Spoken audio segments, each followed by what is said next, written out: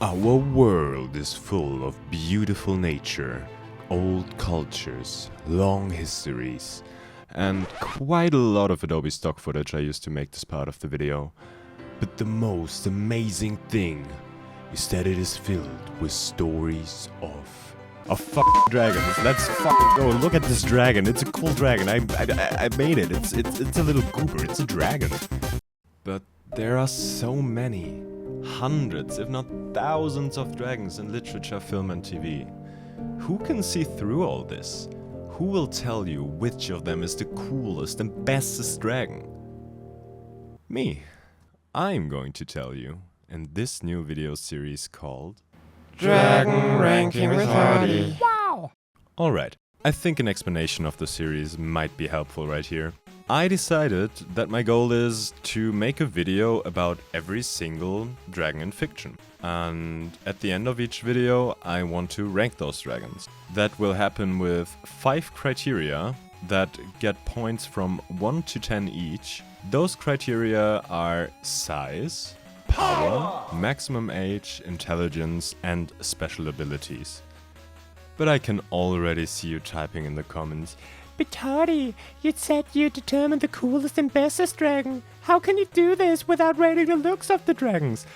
I was getting to that right fucking now. Can you just shut the fuck up for 1 second?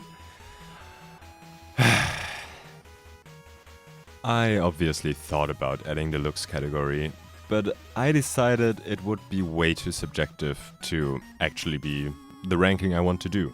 And then, at least for myself, there is the biggest problem, which is we don't really know what all of those dragons look like. Sure, there are TV series and movies where we know exactly what they look like, but in books there is maybe 1 illustration per book and sometimes not even that.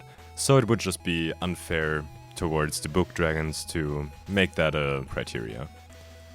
And one last important thing before we actually start with the main part of the video. If there are multiple versions of a dragon, for example Vega in House of the Dragon and Fire and Blood, I will choose whatever suits me best. So in this example, I will mostly take my information from House of the Dragon, simply because there is better information about mostly the size and how she looks and yeah, stuff like that.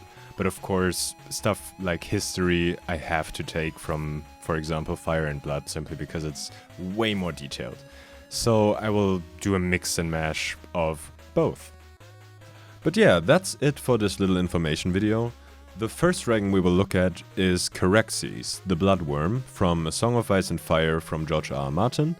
Better from Fire and Blood from George R.R. Martin.